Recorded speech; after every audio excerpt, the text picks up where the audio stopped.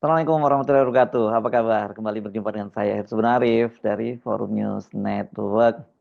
Warga Tangerang, khususnya warga desa Puncung, Kecamatan Kronjo, sudah menunjukkan sikapnya menolak kehadiran proyek Pantai Indah Kapuk II yang akan melakukan reklamasi dan membuat kota di tepian lautan yang disebut sebagai kota baru di pantai utara Tangerang.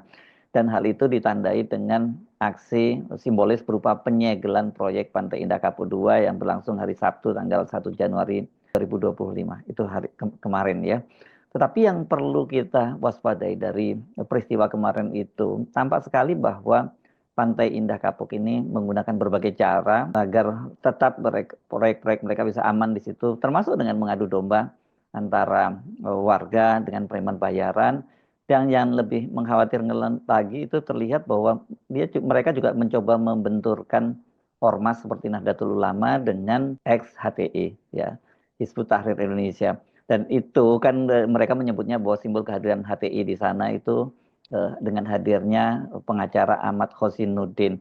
Saya kira ini kan bahaya sekali ya kalau kemudian rakyat dibenturkan, kemudian antar ormas juga dibenturkan. Ini mudah-mudahan saja ini terutama warga Nahdliyin itu tidak terpancing dan kemudian bisa menempatkan secara proporsional kasus yang terjadi di pantai utara Tangerang itu.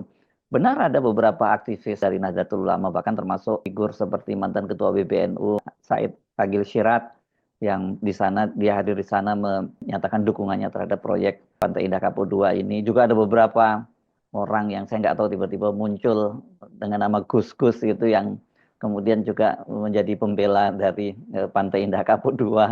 Ya, dan mereka ini yang memang kemudian dalam berbagai forum di televisi misalnya selalu mewakili dan merepresentasikan sebagai pendukung dari proyek Pantai Indah Kapuk II. Oke lah, kalau itu pilihan-pilihan personal, mestinya nggak harus dibawa-bawa ke persoalan organisasi. Begitu juga halnya kehadiran Khosinuddin.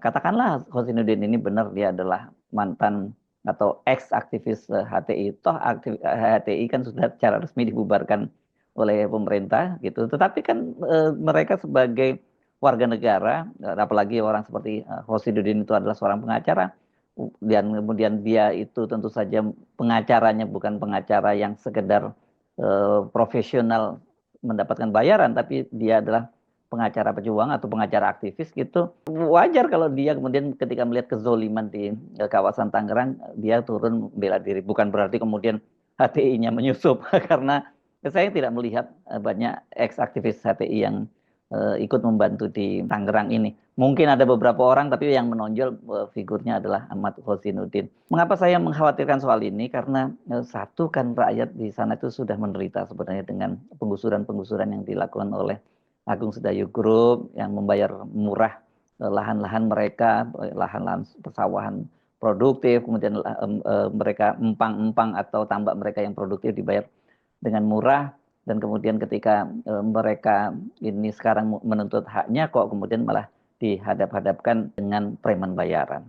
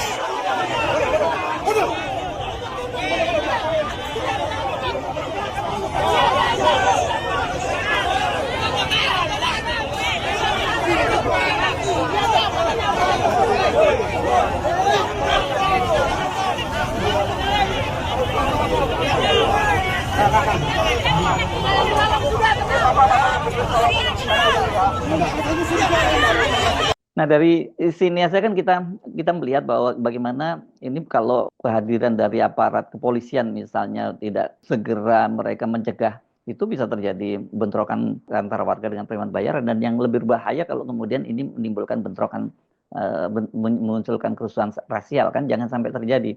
Tidak boleh di-framing bahwa warga yang menuntut hak mereka karena tanahnya diambil pengembang kemudian itu dibenturkan antar masyarakat. Karena ini dampaknya juga berbahaya. Kemudian kalau menuju misalnya kerusuhan rasial dan sebagainya karena kebetulan pengembangnya kebetulan dari etnis Cina, kan itu juga berbahaya. Karena banyak juga sebenarnya korban dari Pantai Indah Kapuk II itu atau Agung Sedayu Group itu juga berasal dari etnis Cina. Jadi yang begini nggak boleh di generalisir dan kemudian membuat berhadapan-hadapan seolah etnis Cina berhadapan dengan warga. Bahwa ada kekhawatiran di sana itu nanti akan jadi pemukiman eksklusif dan kemudian yang menghuni itu adalah etnis Cina yang berasal bukan dari Indonesia, itu yang sebenarnya jadi persoalan. Karena kalau katakanlah itu kemudian yang menjadi penghuni di sana adalah etnis Cina yang berasal dari Cina daratan sana dan kemudian mereka membawa kepentingan Cina daratan ke Indonesia, nah itu yang tidak boleh. Jadi yang begini-begini saya kira harus dipilah-pilah karena toh kalau kita ngomongin soal etnis itu kemarin dalam berbagai aksinya itu ada namanya Antoni Budiawan, ini sahabat saya kebetulan juga di etnis Cina. Kan nggak bisa di generalisir, itu ada mereka-mereka yang dari etnis Cina yang tetap juga berpihak kepada warga di Banten, ada bahkan juga yang menjadi korban karena proyek dari Agung Sedayu Group, tapi juga ada pengusahanya memang berasal dari situ. Jadi ini yang kita mesti mulai pilah-pilah dan hati-hati membangun narasi di media sosial supaya jangan sampai terjadi konflik sosial semacam itu.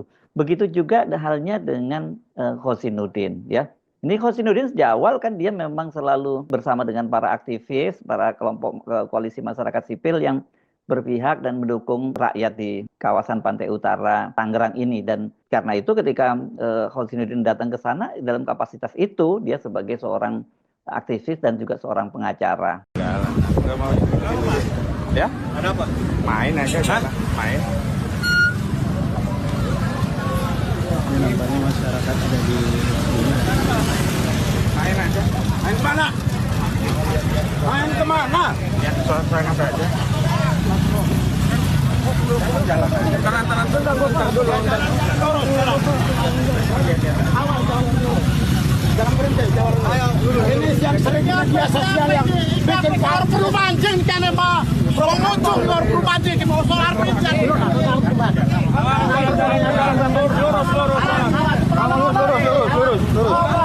Perlu mancing lurus.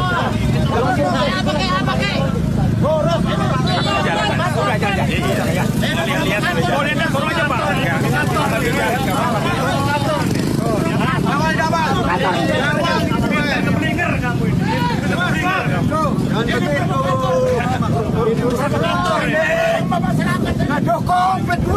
Ini usir nih.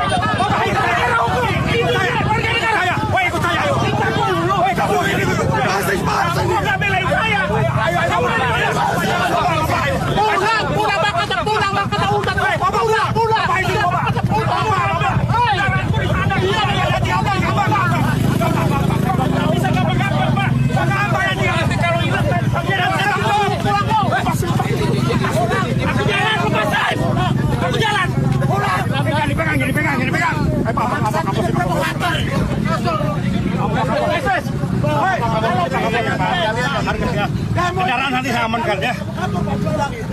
Masa. Keadaan lah.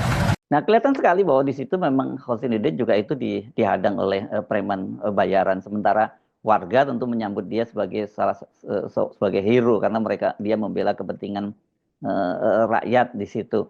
Nah, tapi maksud saya yang lebih berbahaya sekali ini narasi yang kemudian saya lihat di akun Twitternya Mu'anas Alaidit ini, pengacara dari Pantai Indah Kapuk II, yang dia membuat narasi bahwa ini HTI sedang menyelusup ke sana ya, ke warga yang sekarang menuntut lahan yang digusur oleh Pantai Indah Kapuk II, dan kemudian juga membawa nama NU. Turun.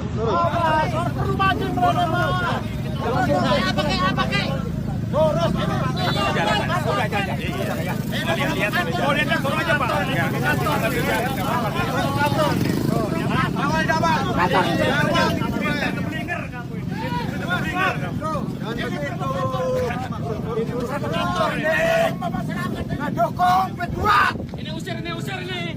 Ini bentuk apa nih? Usir ini. Lewat.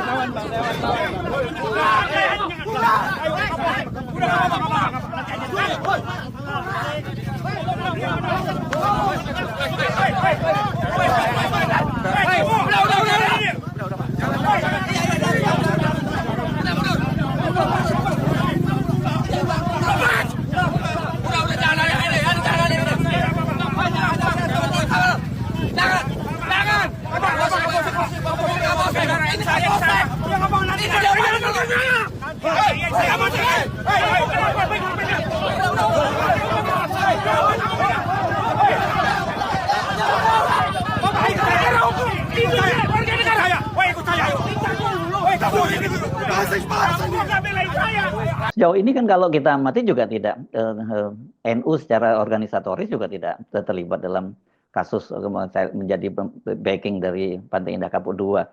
Sekali lagi saya sebut ada nama seperti Kiai Said Agil Siraj yang pernah menjadi ketua PBNU, ada siapa namanya Gus Said, siapa namanya saya lupa, ada namanya seperti Rofi'i dan sebagainya yang selalu tampil menjadi juru bicara dari Pantai Indah Kapuk II.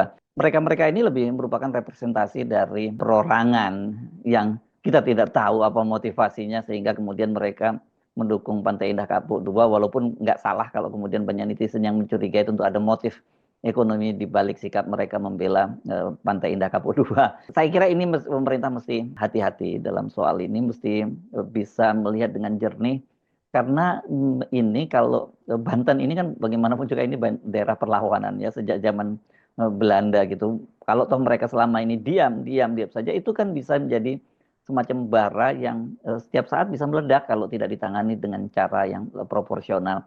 Saya kira ini harus sejak awal harus kita pilah, jangan sampai kemudian kasus-kasus serupa ini, karena sangat mungkin hal semacam ini terulang lagi ketika kemudian tidak ada penyelesaian yang bisa memuaskan warga yang selama ini mereka merasa tertindas karena keterlibatan aparat, keterlibatan dari aparat desa, pemerintahan desa dan sebagainya membackup pengusaha itu. Termasuk juga misalnya keterlibatan abdesi, jelas-jelas berpihak kepada pengembang bukannya berpihak pada rakyat. Ini juga satu anomali yang menurut saya ini bisa jadi tanda-tanda kalau Pak Prabowo kemarin menyatakan bahwa sebuah negara gagal itu ketika TNI dan polisinya itu juga gagal. Dalam kasus ini aparat desa, aparat pemerintah daerah, Kabupaten Tangerang dan Kabupaten Serang dan serta aparat di Provinsi Banten, juga aparat-aparat penegak hukum di lingkungan sana itu juga gagal. Jadi ini berbahaya dan ini akan jadi cermin bahwa negara itu betul-betul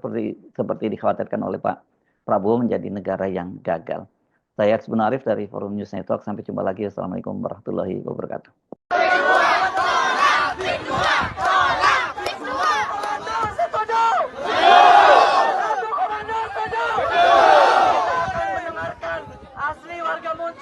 Akan menyampaikan aspirasi kembali. Setuju siap mendengarkan?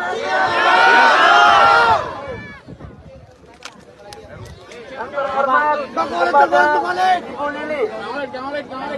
Sudah saya sampaikan, Ibu Lili lahir di Desa Muncung. Lahir dari rahim Desa Muncung.